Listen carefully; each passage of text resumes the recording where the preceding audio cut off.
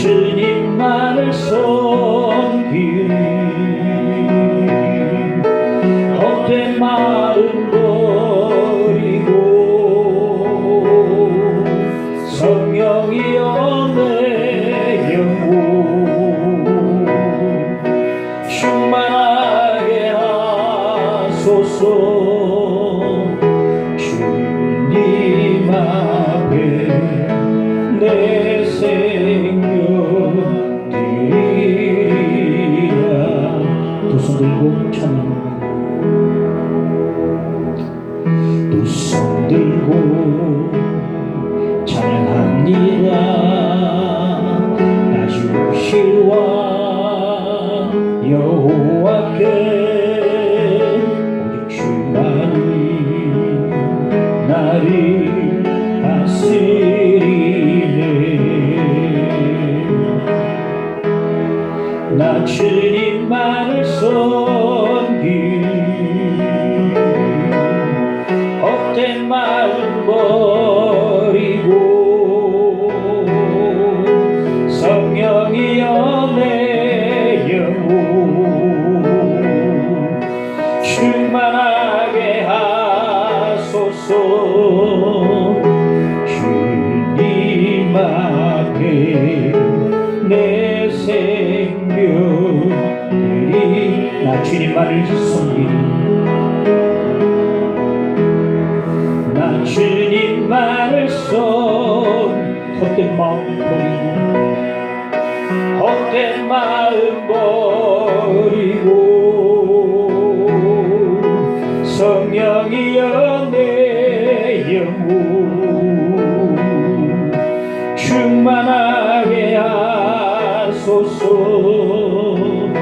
주님 앞에 내 생명 드리리라. 예배를 섬기게 하십시다.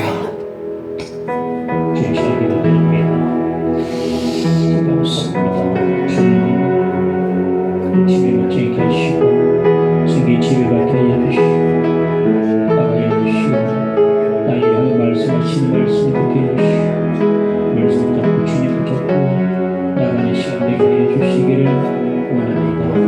하나님께 해주시옵소서. 하나님 오늘 주 앞에 서서 우리의 시력을 수 있도록 주님 도와주옵소서. 우리의 그런 시력 늦은 시력을 깨어주시고 그런 땅에 서서 하나님을 찬양하는 시간 되게 하여 만일을 원합니다. 주여 주옵소서. 하나님 주옵소서. 우리에게 주시고 주여 주님 몸만 나타나게 하여 주시기를 원합니다. 역사여 주시옵소서. 주여 감사합니다. 주옵소서. 예수의 이름으로 기도하옵나이다.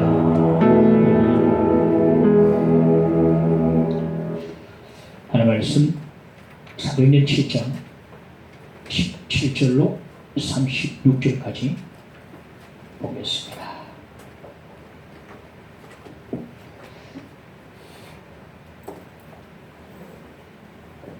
하나님이 아브라함에게 약속하신 때가 가까우매 이스라엘 백성이 애굽에서 번성하여 많아졌더니 요셉을 알지 못하는 새 임금이 애굽 왕위에 오르매 그가 우리 족속에게 교활한 방법을 써서 조상들을 괴롭게 하여 그 어린 아이들을 내버려 살지 못하게 하려 할세.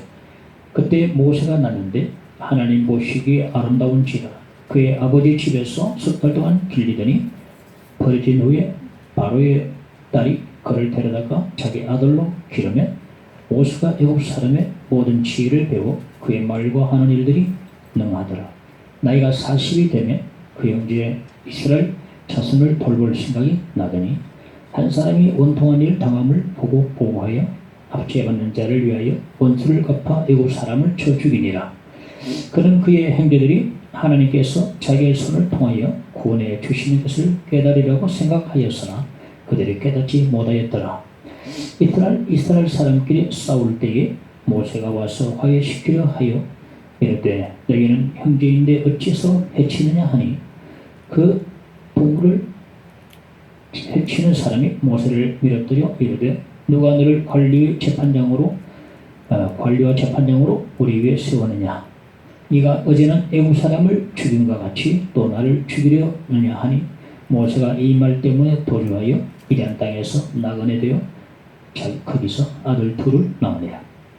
40년이 참에 천사가 시내 산 광야 가시나무 뜰기 불꽃 가운데 그에게 보이거늘 모세가 그 광경을 보고 놀랍게 여겨 알아보려고 가까이 가니 뒤에 소리가 있어 나는 내 조상의 하나님 즉 아브라함과 이삭과 야곱의 하나님이라 하신데 모세가 무서워 감히 바라보지 못하더라. 주께서 이르시되 내 발에 신을 벗어라. 네가 서 있는 곳은 거룩한 땅이니라. 내 백성이 애굽에서 괴로움 받음을 내가 확실히 보고 그 단식하는 소리를 듣고 그들을 구원하려고 내려왔노니 이제 내가 너를 애굽으로 보내리라 하시니라. 그들의 말이 누가 너를 관리와 재판장으로 세우느냐 하며 거절하던 그 모세를 하나님은 가시나무 들기 가운데서 보이던 천사의 손으로 관리와 속량하는 자로 보내셨으니 이 사람이 백성을 인도하여 나오게 하고 애국과 홍해와 광야에서 40년간 기사와 표적을 행하였느니라. 아멘. 안경을 좀 바꿔야 될 것 같습니다. 2, 3년 되니까 진짜 그런 것 같아요. 스데반의 설교가 계속되고 있습니다. 설교 가운데 역사를 논하면서 몇 사람을 인용을 했는데 아브라함, 그럼 요셉 이어서 세 번째로 모세를 이제 언급해주고 있음을 볼 수가 있습니다.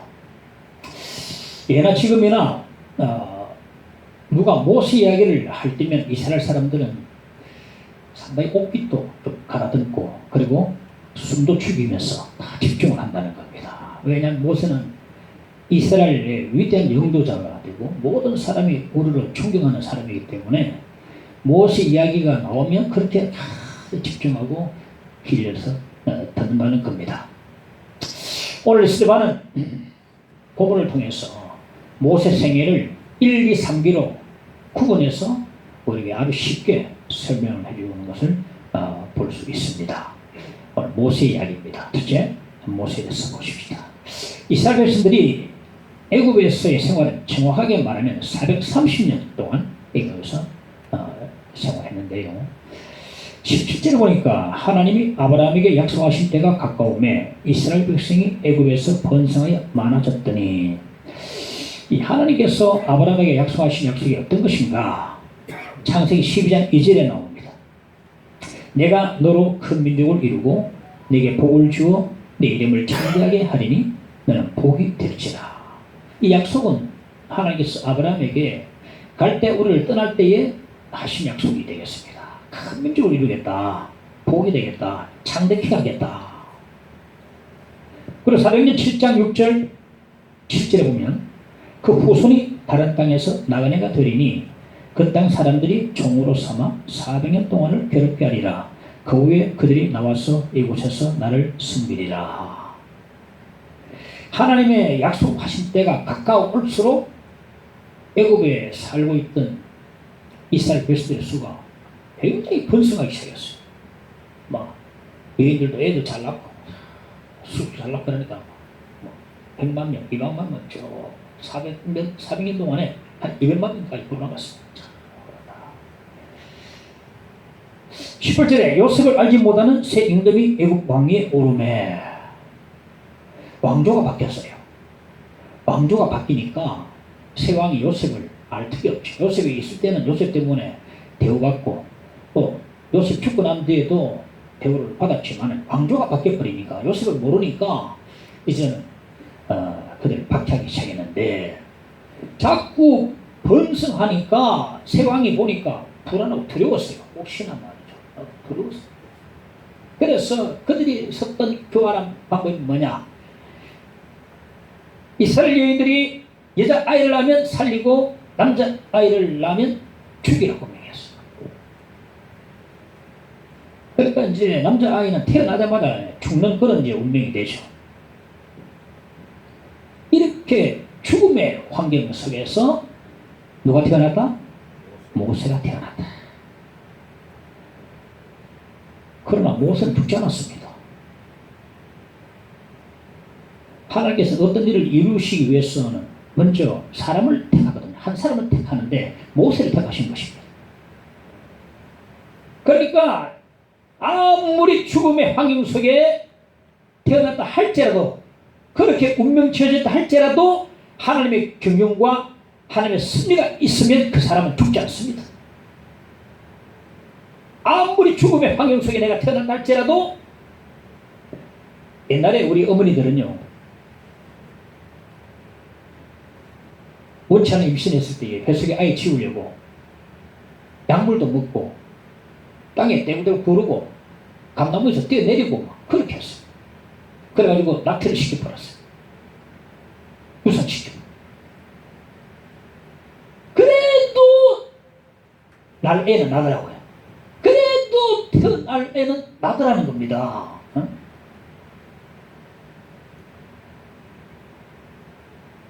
모세가 죽음 환경 속에 태어났다 할지라도 하나님의 경륜이 있는 사람, 하나님이 승리하신 사람은 그 환경 속에서도 난다 이거예요. 살아난다. 우리 이렇게 모두 다 하나님의 경륜 속에 다 태어난 자들입니다. 그러므로 하나님의 뜻이 분명히 우리가 있어요. 뜻이 우연이 없습니다. 부모가 그 아이를 석 달 동안 집에서 몰래 키우다가 이제 갈대 상자에 염증을 칠하고 물 안 스며들도록 단돌 해가지고 담아가지고 나일강에 띄웠어요. 이 모세의 부모는 레위인으로서 믿음이 좋은 사람들이었습니다. 그러므로 분명히 하나님의 승리, 구원의 승리의 손길이 있을 것이라 믿었던 것 같아요. 그대로 계속 키우면 죽을 수 있으니까 분명히 하나님의 구원의 손길이 있을 것이다 믿고 갈대 상자에 넣어서 띄웠다.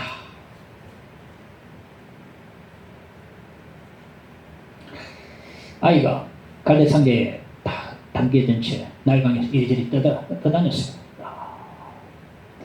누이 미리암이 야 과연 이 일이 어찌 될까? 아빠가 가발에서 가봤는데 멀리서 지켜봤어. 이 일이 어떻게 될 것인가? 내 동생이 어떻게 될 것인가? 색깔 됐는데 갈대 상자는요, 갈대 상자를 생각하니까 노아의 방주가 떠오릅니다.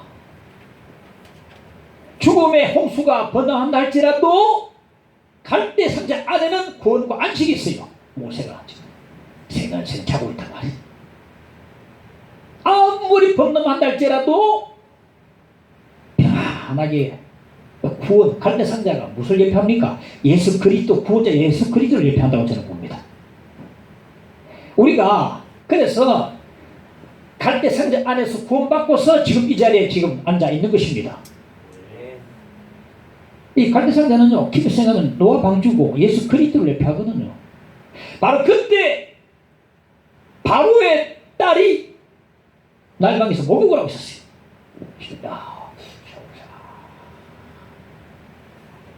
샤워기는 없었겠지만 그게 여러분 우연이 있겠습니까? 여러분 우연이 있겠습니까? 갈대 상자 가져와봐라. 또 열어보니까 티브리스 산에 아이가 잠들어 있는 거예요. 아주 사랑스럽게 그 아이를 자기 아들로 입양을 시킵니다. 그리고 그 이름을 뭐라고? 모세라. 뜻은 건져내다. 그런데 이 이름의 의미 속에는요, 하나님께서 이스라엘 백성들을 애굽의 노예에서 구원하기려고 하는 그런 구원의 승리가 이 아이의 이름에 담겨져 있는 것입니다. 모세가 밑에 춤추고 노는 아이. 참 놀랍습니다. 모세의 유부가 누구냐면 친어머니 요게벳이 요게벳. 유부 좀 불러와서 좀 미국 좀 키워봐. 그러니까 미리암이 쫓아가지고 엄마 데리고 온 거예요. 엄마 하자. 유부 찾는데 이거 잘됐다. 이게 하나님 승리만 그래가지고 정물리 가지고 키웁니다. 유부가 친엄마 요게벳이 유부가 됐어. 그러니까 이 모세는 어머니로부터 유대의 신앙과 정신을 양육받고 애굽의 왕자로서 그 당시에 최고의 문물과 최고의 교육을 다 딱 받아가지고 하나님께서 이미 훈련을 시키고 딱 교육을 시키고 딱 준비를 시켜놓은 것입니다. 자, 그림을 보십시오. 이스라엘 원수 바로의 궁정에서 앞으로 이스라엘을 구원할 모세가 길러지고 있다는 사실. 이 상당히 아이러니하고 참 놀랍지 않습니까, 여러분? 그 원수의 궁궐에서 그 원수의 손에서 이스라엘 백성들을 구원할 모세가 지금 길러주고 있다는 거예요. 굉장히 흥미진진한 드라마가 아닐 수 없어요. 아마 이렇게 숨막히는 드라마 같으면요, 시청률 100%를 찍을 수도 있을 것 같습니다. 와, 어떻게 되겠습니까? 이야, 와, 숨이 막혀. 바로의 궁정에서. 근데 바로는요, 핍박하고, 바로의 공주는 모세를 받아들입니다. 이번이 알면서. 자, 이거 참 재미있는 말이 많은데. 이게 어디 우연이겠습니까, 여러분? 너무나 오묘한 하나님의 경륜과 선인 줄로 믿습니다. 우리의 삶도 하나님의 경륜과 선인으로 믿으시기 바랍니다. 제가요, 여기 오기 전까지요, 목회를 접을 했습니다. 목회를 접을. 뭐 요즘 조기 은퇴하는 사람 많은데, 안 풀려요, 목회가. 뭐, 금강도 강경화 오고, 전에 숟가락도, 지금 숟가락이 뚝 들어. 숟가락질하는데 숟가락을 툭 들어. 힘이 없어, 힘이 없어. 숟가락질을 칠 힘이 조차 없더라니까. 눈물이 숟가락을 내가 못 치는구나. 이 밥쟁이가. 이 밥충이가. 벌레. 이 밥쟁이. 막, 이 사람이 숟가락을 툭.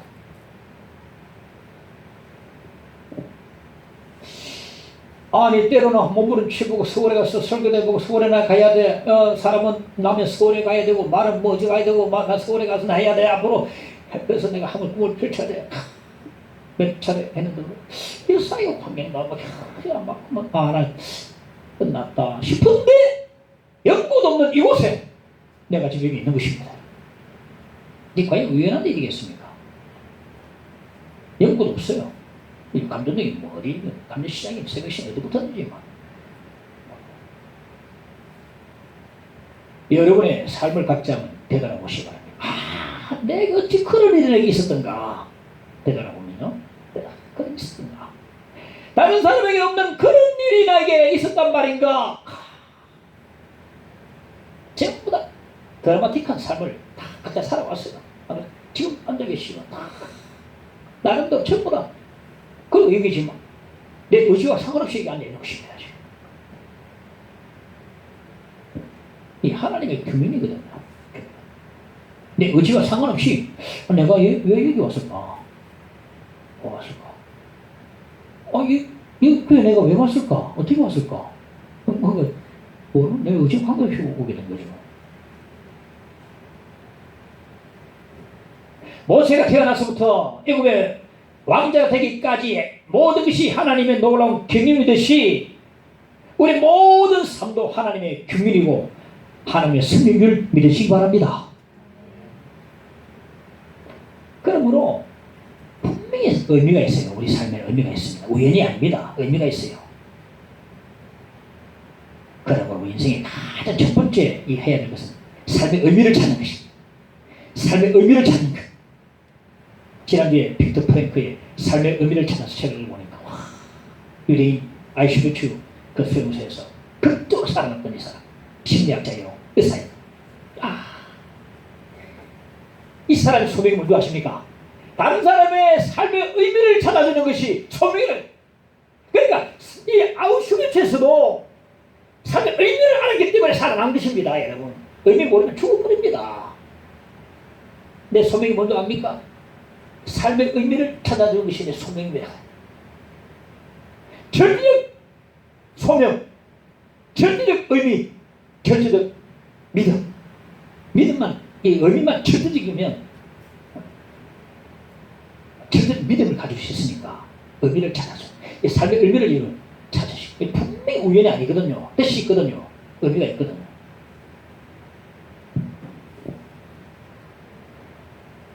우리에게 향하신 여호와의 계획하심이 놀랍고 놀랍다. 우리에게 향하신 여호와의 계획하심이 놀랍고 놀랍다. 놀라우시도다. 놀랍고 놀랍다. 놀라우시도다. 우리 각자를 향하신 하나님의 섭리와 계획하심이 있음을 믿으시기 바랍니다. 있습니다. 그걸 찾으셔야 됩니다. 둘째, 살인 봅시다. 23절에 나이가 40이 되매 그 형제 이스라엘 자손을 돌볼 생각이 나더니, 나이 40세부터 이제 모세의 제2기가 시작됩니다. 1기는 궁궐에서 40년 살았고, 이제는 2기가 40세부터 시작됩니다. 그동안 애굽의 왕자로서 최고의 문물을 교육받았고, 친어머니로부터 유대의 이 신앙과 민족 정신을 다 가르침 받았어요. 이 모세는요, 400년 전에 하나님 약속하신 그 출애굽과 이스라엘 백성들을 약속의 땅 가나안 땅으로 드리는 그 사명을 받은 사람은 다름 아닌 자신이라고 믿었어요. 내가 바로 내밖에 없다. 내가 이걸 해야 된다. 어느 날 동포들이 노동 현장에 고되게 일하는 거 보니까, 아이고 내가 저 사람 인도해야 되는데 가봤는데 애국 사람이 자기 동포 이스라엘 사람을 치는 거예요. 그걸 보고 막 애국 사람이 쳐 죽여가지고 머리 묻어버렸어요. 이 말이야. 다음 날 나가니 이제 이스라엘 사람들끼리 싸우고 있어요. 누가 같은 민족인데 싸우냐 하니까, 네가 뭔데 말리노? 네가 무슨 자격이, 네가 뭐 권위로 우리를 말리노? 이 모세를 밀치면서 모세의 권위를 하나도 인정하지 않았어요. 이때 모세가 하고 싶은 말이 어떤 게 있겠습니까? 야, 이들이 내가 누군지 몰라. 나는 너희들을 출애굽을 시키고 그리고 가나안 땅으로 인도할 사람이야. 나는 너희를 구원할 사람이야. 이걸 모르겠나? 이걸 말하고 싶은 생각이 안 나왔지만 말하고 싶었을 것 같아요. 내가 바로 너희를 구원할 사람이다. 좀 알아라. 알아달라. 도리어 애국 사람을 죽인 걸 폭로하겠다고 위협을 받자 그 말에 두려움을 느낀 모세가 미디안 땅으로 도망을 가버립니다. 민수기 12장 3절에 보면 이 사람 모세는 온유함이 지면의 모든 사람보다 더하더라 말합니다. 모세는 본래 온유한 사람이 아니었습니다. 하나님 만나기 전까지 결코 온유한 사람이 아니었어요. 모든 세상의 교육을, 최고 교육을 받고 의대 민족 정신을 고치 받았지만은 자기 자아가 너무 강했어요. 그래서 사람을 쳐 죽여버렸어요.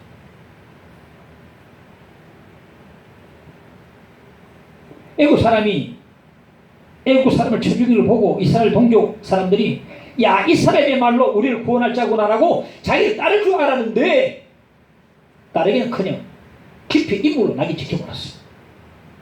모세 나중에요, 사명을 감당하면서도 가데스 바네아에서 하나님께서 모세에게 명령하십니다.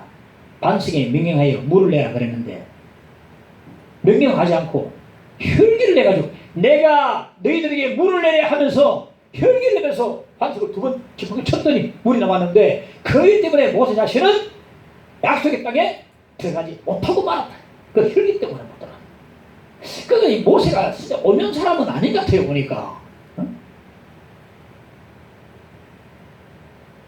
이 사명 감당하면서도 내가 반석에 물을 내냐 너희를 위해서 하면서 하나님께서, 야, 명령하라 그랬지 네 혈기 부리가 그렇게 싫어 그랬냐. 가나안 땅에 못 들어갔다. 하나님 들어가고 싶은데요, 네 안 된다. 하나님 들어가고 싶, 그만 말해라. 됐다 마. 와, 성경 보니까 단호히 하나님께서 네 위해서 죽는다. 너 못 살렸어.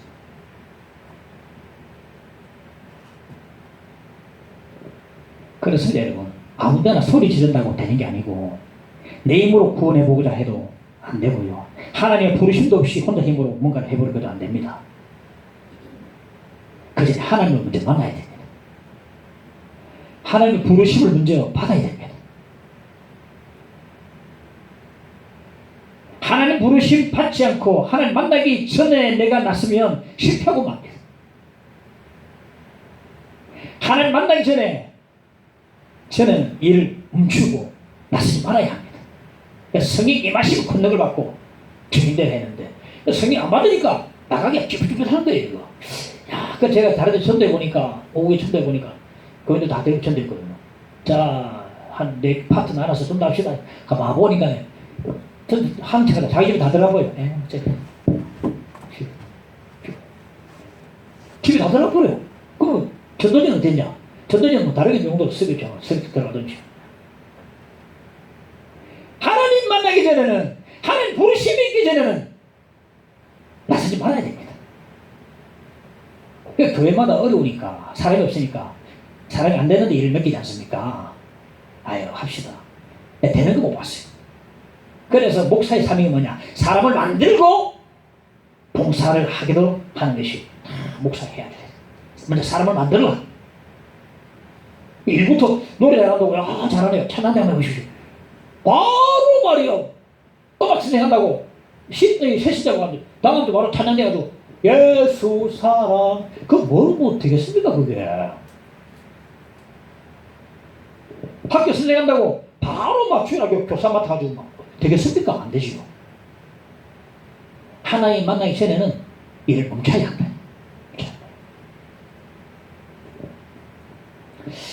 미디안 땅 29절에 보면 모세가 부주하여 미디안 땅에서 나그네 되어 거기서 아들 둘을 낳으니라. 하나님께서 모세를 미디안 땅으로 아주 광야로 막 넣어버리셨어요. 거기서 미디안 광야 40년 동안에 하나님의 손에서 혹독하게 훈련을 받게 합니다. 더 이상 이제 애굽의 화려한 왕자가 아니라 미디안 광야의 양치가 되어서 평범한 여자를 만나가지고 평범하게 두 아들의 아버지가 됩니다. 누가 이제 애굽의 왕자를 보겠습니까? 그럼 미디안 광야 40년 동안에 철저히 깨어지는 경험을 합니다. 다 깨졌어. 야망과 꿈이 산산조각이 나버리고 자아와 혈기가 뿌리 뽑혀져 버리고 그의 신분과 권위와 그리고 학식과 지식 다 내버려져, 내팽개쳐져 버려. 그랬던 전부 다 이 광야에서는 아무 쓸모가 없는 것이거든. 하나님께서는 모세의 길을 완전히 꺾어 놓으셨어요. 여러분, 미디안 광야의 의미를 여러분 알고 계십니까? 소아마비 혈청을 만들기 위해서 원숭이과 동물들을 이용을 하는데 수없이 찔립니다. 주사바늘로 찔리고 원숭이는 고통스럽죠. 근데 찔리는 그 원숭이는 고통의 의미를 모르는 거예요. 모르는 겁니다. 고통의 의미. 이거 왜 찔릴까? 이게 뭔가 의미가 모르는 거예요. 병댕이를 수의사 앞에 데려왔는데 수의사가 진찰하고 치료하고 약 바르고 약도 먹이고 붕대를 감아도 왜 지금 이 붕대 감는지 이 걔는 모르는 거예요. 걔는 그냥 수의사를 응신하지만은 왜 지금 약을 먹이는지 왜 붕대를 감는지 이 수의사의 행동의 의미를 모르는 것입니다. 주인이 걔한테 손가락질 합니다. 걔는 그 손가락질 가르치는 코스를 못 봅니다. 주인의 손가락은 봅니다. 뭐 손가락이 뭐가 없어.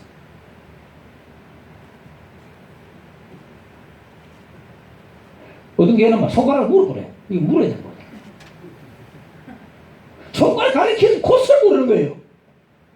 우리가 미디안 땅에 살면서도 미디안의 의미를 모른다면, 고통의 의미를 모른다면, 고난의 의미를 모른다면 그 손가락 가르치는 것을 보지 못하는 우리보다 한참 지능이 낮은 짐승과 별반 다를 게 없어요. 고통의 의미를 모른다면. 수많은 사람들이 미디안 광야에 살며 훈련받으면서 미디안의 훈련의 의미를 모르고 미디안 광야의 의미를 모른 채로 지금 살아가고 있는 것입니다. 내가 왜 고통받는지, 이 고난의 의미가 무엇인지, 미디안의 의미가 무엇인지 모르는 겁니다. 손가락만 보고 있어. 가르치는 봐야 되는데, 하나님 가르치는 그곳을 봐야 되는데, 그 고통 의미를 알아야 되는데 모르는 거예요. 모세에게 만일 미디안 광야가 없었다면요, 모세는 온유하지 못했을 것입니다. 그 의미가 굉장합니다. 아무 의지할 데 없는 이곳 미디안 광야에서 모세는 기도하는 법을 배우고 하나님을 의지하는 법을 배우고 하나님 옷자락을 붙들고 금식하며 매 달리는 연습을 그 미디안 광야에서 아무 의지할 데 없는 곳에서 하나님을 의지하는 법을 배우고 기도하는 법, 주여 아버지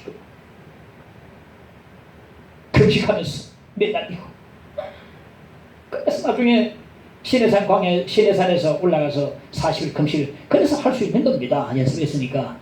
그 나중에 또 직접 이제 이 모세가 이스라엘 신들을 광야길을 인도할 때에 숱한 위기 속에서도 그때 배운 기도로 무릎 꿇고 기도했을 때에 이기고 위기를 극복하고 나갈 수 있었던 그때 다 배웠던 것이거든요.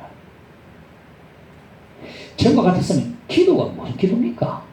다 됐는데, 다 갖춰졌는데, 온유만 빼고 다 있어. 다 많이 배웠지, 다 갖춰졌지, 마음만 먹으면 다 할 수 있지. 기도는 뭐 필요합니까? 근데 지금은 인생이 너덜너덜해졌어.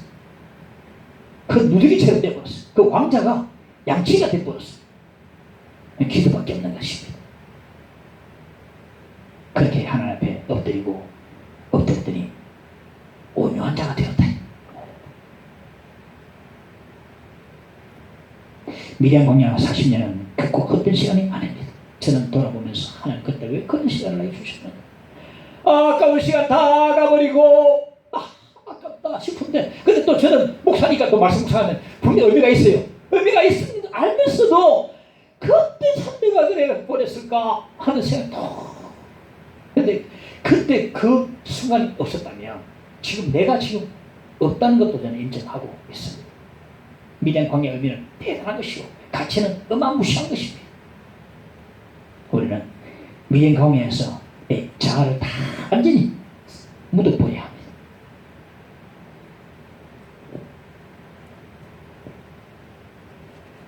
이제 가치나무 들기 30절 32절에 봅시다. 40년이 참에 천사가 시내산 광야 가시나무 들기 불꽃 가운데서 그에게 보이거늘 모세가 그 광경을 보고 놀랍게 여겨 알아보려고 가까이 가니 주의 소리가 있어 나는 내 조상의 하나님 즉 아브라함과 이삭과 야곱의 하나님이라 하신데 모세가 무서워 감히 바라보지 못하더라. 애굽 군부 생활에서 40년, 미디안 광야 생활 40년, 모세의 나이가 80세가 됐습니다. 모세의 제3기는 이제 80세부터 시작되는 것입니다. 120세까지 3기가 되는 것입니다. 모세는 미디안 광야에서 낮아질 대로 낮아졌습니다. 약해질 대로 약해졌습니다. 이제 과거에 그만하고 자신만만하고 당당했던 그 모습은 온데간데 없이 그 화려한 애굽의 왕자 모습은 이제 찾아볼 수가 없었어요. 거품이 다 빠져버렸어요. 40년이라는 세월이 이미 훌쩍 지났습니다. 이제는 진짜 미디안 광야의 양치기로 보였습니다. 하나님께서는 완전히 밑바닥까지 다 떨어진 모세를 찾아오신 겁니다. 하나님은요, 우리 밑바닥까지 떨어졌을 때에 찾아오십니다. 내가 힘이 있고 할 때요. 우리 사람을 물 빠진 사람 구할 때도 없지 않습니까? 힘 있을 때에 들어가면 절단은 나지 않습니까? 같이 죽어버려요. 완전 힘 빠졌을 때에 들어가지고 잘 달려오듯이 하나님 우리 밑바닥 내려갔을 때에 찾아오신다. 희망이 꺾여버리고 자주와 절망이 있고 때로 삶을 포기하고 싶은 마음이 드는 순간에 하나님께서 내가 여기에 너라 찾아오시는 것입니다. 하나님께서 모세가 80세가 되고서야 미디안 광야 가시나무 떨기 불꽃 가운데서 그를 찾아오시고 자신을 알리셨습니다. 모세는요, 레인으로 태어나서 친어머니 밑에서 신앙교육 받고 자라가지고 하나님을 알고 있고 또 하나님을 믿고 있었습니다. 그러니까 실제로 살아계신 하나님을 만난 때는 모세 80세 때에 하나님을 만난 것입니다. 우리도 안 그렇습니까? 하나님 듣고 있고 알고 있고.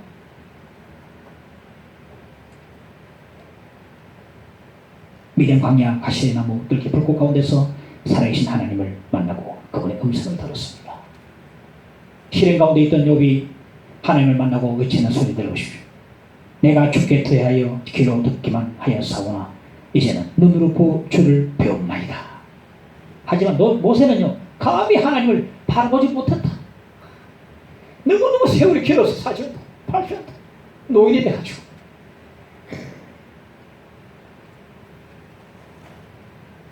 모세는 자기 인생 제3기 80세 때에 살아계신 하나님을 만났습니다.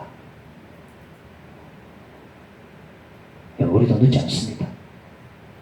우리도 하나님 만날 수 있습니다.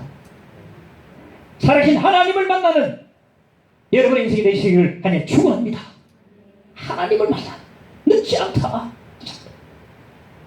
제3기 80세 때에 모세가 드디어 말로만 듣던 살아계신 하나님을 만나야 되는 거예요. 모두 만날 수 있습니다. 만날 수 있어요. 어떤 적이 찾아오십니까? 내 완벽주의가 다 무너지고 내 인생의 거품이 꺼지고 젊음과 건강과 모든 것이 다 잃어버려지고 건강이 사라지고 사람들이 떠나가고 나 홀로 설설이 미련 광야에 혼자 남았을 때에 희망이 끊기고 의지할 데가 아무것도 없을 때에 내 인생 바닥을 칠 때에 하나님께서 우리를 찾아오신 것입니다. 내가 힘들고 고난할 때 하나님 찾아오신 거거든. 내가 울 때에 찾아오신 겁니다. 여러분 하나님 만나려면 여러분요 성경 많이 읽으세요. 주님 말씀하시기를 나를 본 자는 아버지를 보았거늘 했거든요. 예수님 보면 하나님을 볼 수 있어요. 그러므로 복음서도 많이 읽고 예수님 많이 알아가시기 바랍니다. 그러면 하나님이 보이고 하나님을 만날 수가 있습니다. 성경 이 계시 외에 어떻게 우리가 살아계신 하나님을 만날 수 있겠는가? 성경을 다 찾아오시거든요. 찾아오시거든요. 성경 놓지 마십시오. 루터는 말하기를 한 손에 성경 한 손에 신문이라고 했어요. 신문은 세상을 알고 성경은 하나님을 알아가고 하나님을 알고 세상에 나가서 승리하게 되는 것입니다. 성경을 제발 좀 많이 읽읍시다. 특히 복음서부터 나를 본 자는 아버지를 보았거늘 어찌 네가 아버지를 보여야 하느냐 이 빌립아 나와 함께 그렇게 오랫동안 같이 있어도 모르겠느냐. 성경 많이 읽으시고 모세가 80세 때 마지막 제3기 때 하나님 만났는데 우리도 만날 수 있다. 내가 괴로울 때에 힘이 들 때 어려울 때 낙심될 때에 모두 다 내려놓을 때에 하나님 우리에게 찾아오십니다. 그분이 바로 하나님이십니다. 나를 찾아오신 하나님을 알아보고 붙드시는 저와 여러분 되시기를 간절히 축원합니다. 하나님을 붙들자. 세상에 아무리 세상에 유행과 조류가 막 흘러간다 할지라도 시류가 다원주의로 흐르고 상대적으로 흐른날지라도 살아계신 하나님을 만나야 내가 삶이 이제는 쉬운 화살처럼 날아가게 되는 것입니다. 그 다음에 신을 벗어라 33절에 주께서 이르시되 내 발에 신을 벗어라 네가 서 있는 곳은 거룩한 땅이니라. 하나님께서 모세에게 신을 벗어라 하시고 왜 신을 벗어라 하시겠습니까? 모세가 선 곳은 어떤 땅이라? 거룩한 땅이라. 왜 많은 땅 가운데 하필 거기만 거룩한 땅입니까? 역세권입니까? 구별된 땅이기 때문에. 왜 구별된 땅입니까? 하나님께서 거룩하신 하나님께서 그곳에 임재 계시기 때문에 그 땅이 거룩한 땅이 되는 것입니다. 그러므로 신을 벗고 나가야 된다 이 말이에요.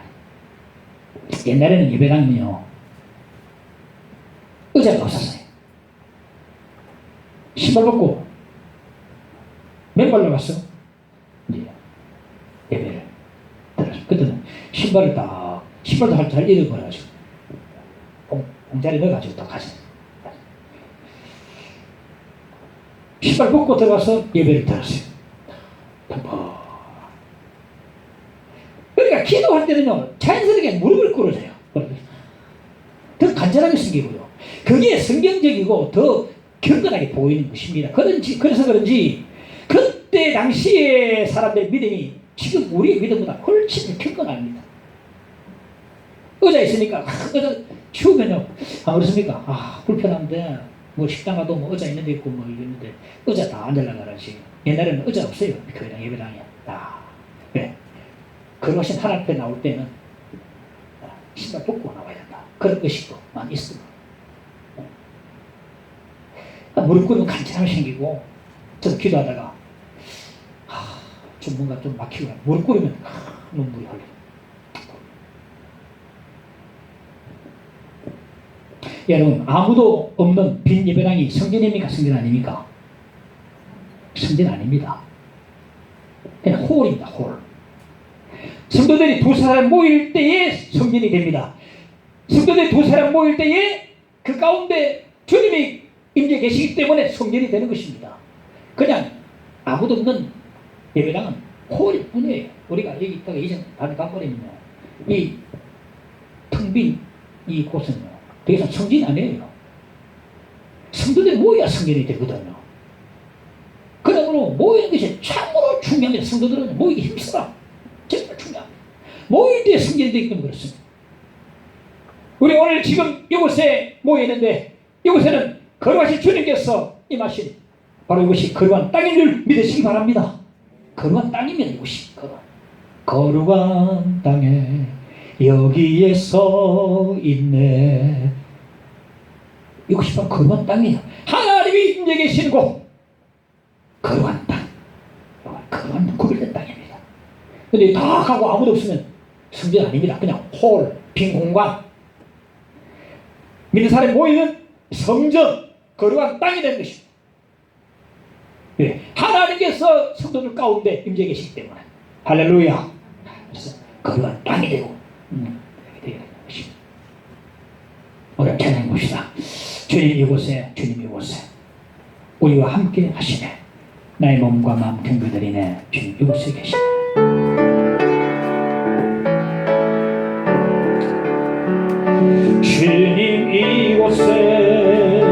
주님 이곳에 우리와 함께 하시네. 나의 몸과 마음 경배드리네. 주님 이곳에 계시네. 상한 심령을 위로하시며 병든 우리 몸 고쳐주시네. 결박을 끊고 자유 주시네. 주님 이곳에, 아직 1절만. 주님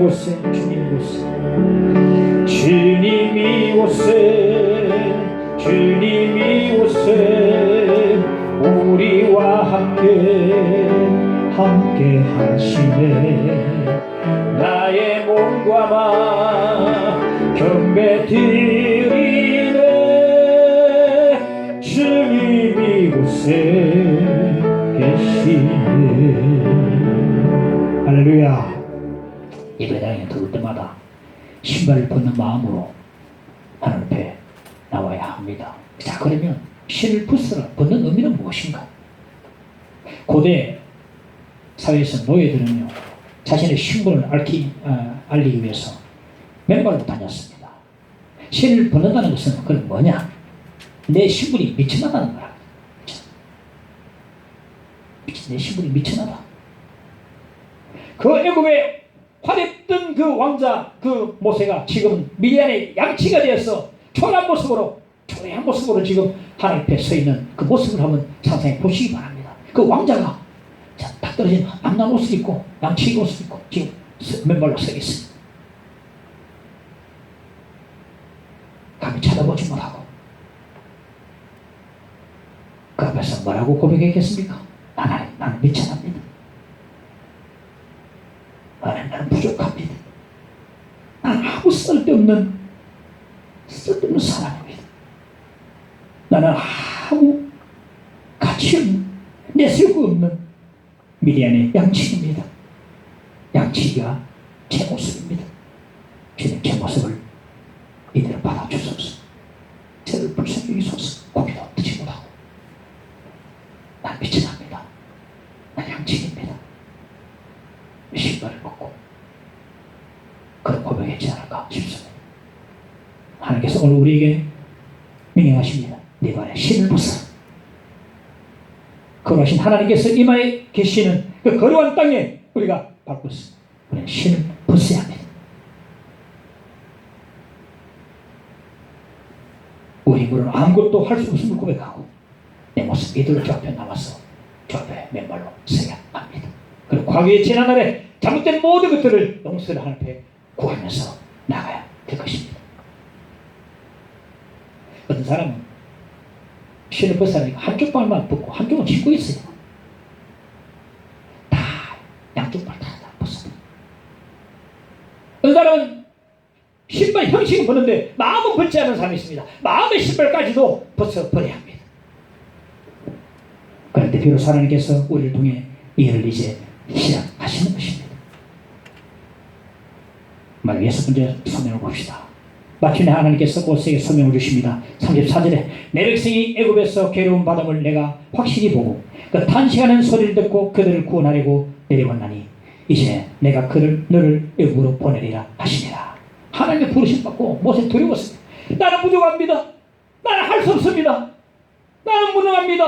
난 능력이 없어요. 저는 말도 못합니다. 말도 못합니다. 하나님.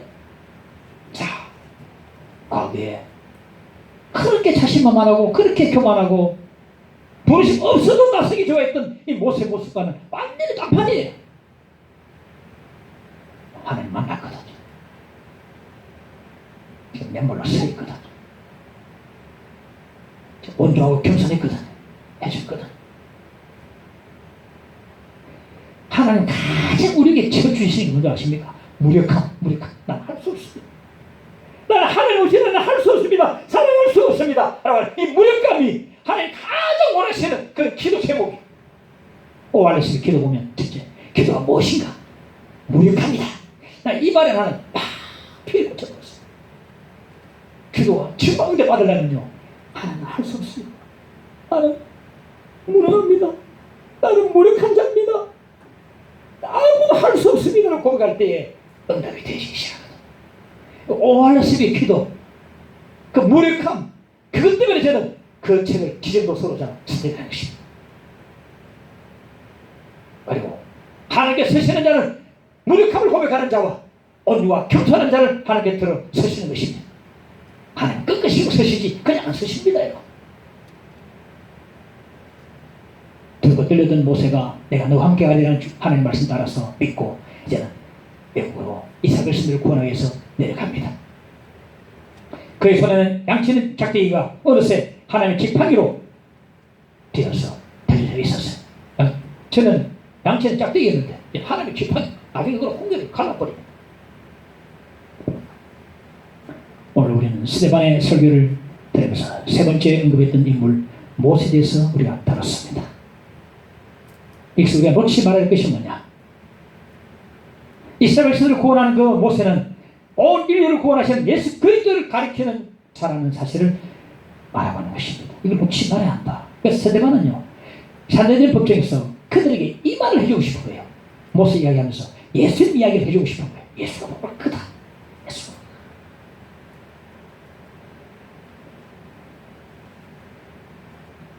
오늘 모세 얘기를 들었습니다. 하나님 만납시다. 나는 살아계십니다. 가장 어렵고 힘들 때에 내 몸 가누기 힘들 때 하나님 찾아오시고 힘주시고 내가 너를 찾는다 찾아오시고 소명자로 세워주십니다. 안따라합니다. 맨발의 소명자, 맨발의 소명자, 맨발의 소명자들이 되십시다. 맨발의 소명자. 내 부족함을 고백하고 있는 모습 그대로 고백하고 다 내려놓고 거기다 천산에 맨발로서 부르시는 소명자로 달려갈 수 있는 맨발의 소명자 모세처럼 이 시대의 맨발에 서는 자가 다 될 수 있기를 바랍니다. 맨발에 서는 자. 참, 내가 갑자기 생각한 말인데 얼마나 멋진 말입니까? 하늘 값이 갖다 주시. 맨발에 서는 자. 조금 한번 더 따자. 맨발에 서는 자. 와, 너무 좋다. 맨발에 서는 자. 이 시대 맨발에 서는 자. 우리 다 맡기고 다 하나님 만나고 숨 잘하는 신발을 벗어버리는 맨발에 서는 자. 다 될 수 있기를 다시 한번 간절히 축원을 드립니다. 함께 찬양합시다. 내 임금 예수 내 주여. 313장 찬송을 드립니다.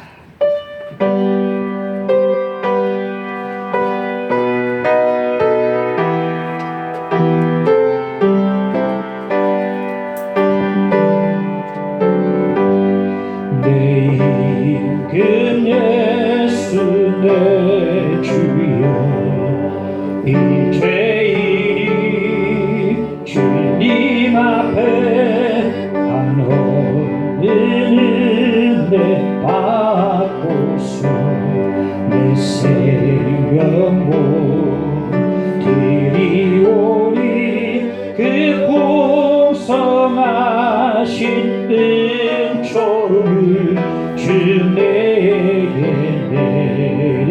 주소서. 내 임금 예수 내 주여 내 허물을 덮으시고 주 십자가에 흘리신 그 피를 믿는 마음 보사 그 중한 죄를 사하여 참 평안한 맘 주소서. 내 임금 예수 내 주여 주 은혜에 감격하여 한없는 감사 찬송이 내 주님 앞에 드리오며 내 마음과 정성 다하여 늘 기뻐하며 살리라. 내 임금 예수 내 주여 이 마음과 이 천한복 그 오래 피로 합주고 주 친히 사신 것이오니 나 이제 사나 죽으나 주 뜻만 따라 살리라. 그 말씀 기고 함께 조용히 기도하십시다. 주님 감사합니다. 주님 감사합니다. 신을 벗어라 말씀하시는 주님. 주님, 나는 부족합니다. 나는 미천한 자입니다. 나는 아무 능력이 없는 자입니다. 나는 양치기에 불과합니다. 내 모습 이대로 받아주소서. 주여 주여 주여 주여 주여. 거룩한 땅에 서있는 하나님에 서있는 모세의 심령이 되게 해주시고 주여 우리도 신발을 벗고 주님을 따르고 손을 잡아서 살아가도록 주여 인도해 주시기를 간절히 간절히고 나옵니다. 주여 하나님 만나게 하여 주옵소서. 살아계신 하나님을 만나게 하여 주시옵소서. 주여 하나님 만나게 하여 주시고 우리가 어려울 때 우리가 참으로 밑바닥칠 때에 주여 찾아오시고 위로하시고 주 나타내시는 하나님 찾아와 주시고 힘주시고 새롭게 해주시기를 간절히 원하옵나이다. 훈련 잘 받게 해주시고 온전한 자로 걸어가도록 미련 땅의 은밀을 알게 해주시고 주여 주님의 사랑으로 온전히 걸어가도록 역사해 주시기를 간절히 빌고 원하옵나이다. 하나님 도와주옵소서. 주여 하나님 도와주옵소서. 하나님께서 함께 해주시옵소서. 믿사옵고 주여 예수 이름으로 기도하옵나이다. 아멘.